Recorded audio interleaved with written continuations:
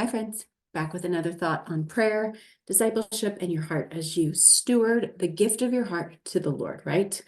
I love this. And we're going to talk about familiarity today because familiarity breeds, I think there's a saying that says familiarity breeds contempt, but familiarity, that's a hard one to say, also breeds mindlessness. In Phoenix, I used to drive 35 miles one way to work every morning. And I would find at the end of my day, literally on I-10 in Phoenix, I would find going home at 5:30 or 6 or whenever, like I was young and single, so I had a lot of different things I did in the evening.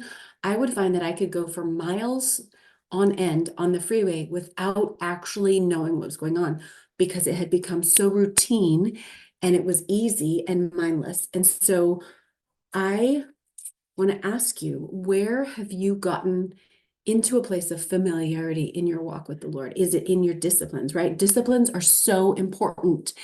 Embracing fasting, prayer, reading, journaling, silence, solitude, those things. It's vital that we learn to practice those in our lives. That is how we form our hearts after Christ, because the world is forming us, or we are being formed by our intimacy and participation with the Lord. So, and those disciplines can become very rote and mindless. And it makes me think of the verse, I don't know where it is. It's in the Old Testament. I think it's in the New as well, where God says, these people, their hearts, they worship me with their lips, but their hearts are far from me, right? And I think, how does that happen?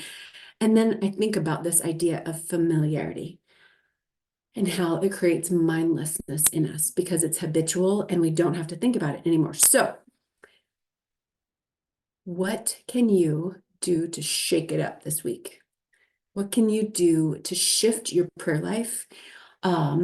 Maybe I don't know, you ask the Holy Spirit what the ideas are. Perhaps it's maybe the discipline of getting up 10 minutes earlier. Maybe you move where you normally sit and read the word and go someplace else. Maybe you, instead of praying from a checklist, maybe you sit with the Lord and listen and gaze on his beauty. Maybe you fast this week in a way that you've not done before, or it's been a while.